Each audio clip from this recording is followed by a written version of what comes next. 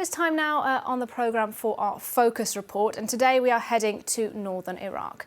The Islamic State group may have been expelled from towns and cities there, but the scars of its brutal rule still live on. In this report, we meet children who were forced into sexual slavery or forced to fight for the militants and are now trying to move on with their lives. At first glance, these 10-year-olds look like normal kids during a regular school day, drawing and coloring. But this is no ordinary class. They're in a group psychology session in a northern Iraqi refugee camp.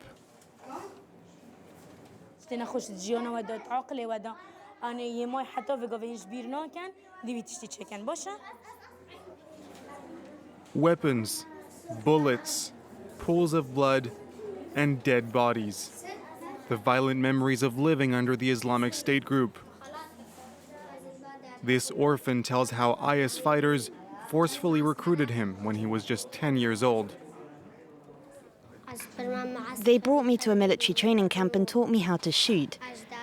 I was separated from my mum. I haven't seen her since. They told me I had to kill people. I said I couldn't do it. They said that if I didn't obey, I would be the one killed, so I had no choice.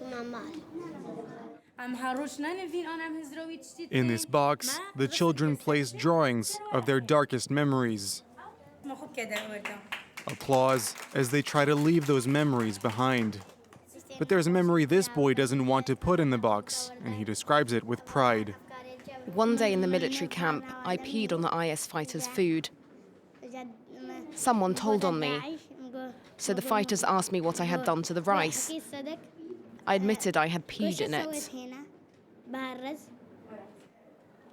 His act of disobedience came when he was 10 years old. Do you want me to show you what my punishment was? Are you sure? You were tied up like that? Yes. And for how long? 2 hours, I think. I was suspended, like this. I remember that day very well. But the saddest thing for me is that I haven't seen my parents. That's the hardest part. At a different session later on, the same boy draws once again. This time, rainbows. He's sitting with the French woman who founded the children's therapy NGO, EliseCare. Sometimes he would act out violently over small things, if he didn't get the seat he wanted or if someone kicked over his shoes. One time he pushed a kid to the ground and held him in a particular way. He put his elbow under the boy's neck as if he were miming a decapitation. You probably saw that a lot in military training camp. But he doesn't do that anymore. He doesn't have night terrors anymore either. This teenager is now 13 years old. She tells the psychologist her story. She was 11 when she was captured and separated from her parents. She was then sold as a slave twice to 2 different IS fighters. I was scared, terrified. The second fighter I was sold to was old. He looked older than my dad. He came to see me every day, usually at night. I didn't want him to do it, but I stopped resisting. I couldn't do anything about it.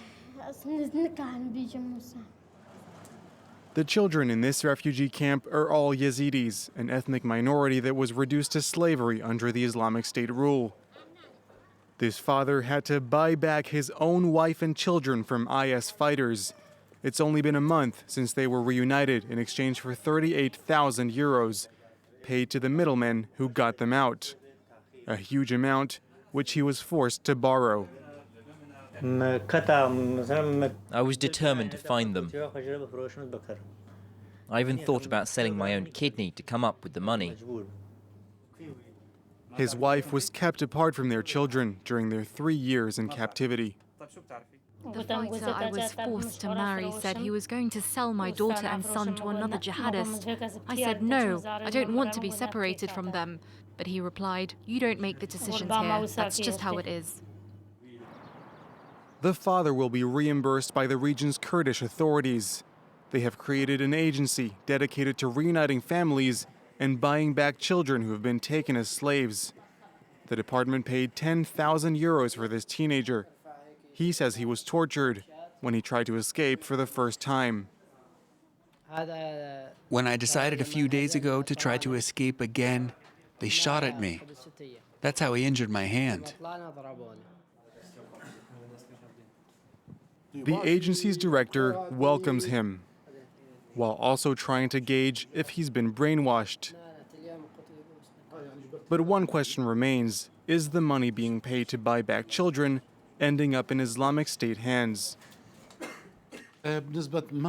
For us, all these questions about money are not important. The important thing is to save lives, and that's what we're doing. It's estimated 1,500 Yazidi children are still being held captive by the IS group in Syria. But for this boy, the nightmare is now over. A smile as he looks at pictures of his loved ones. It's the first time he's seen them in 4 years.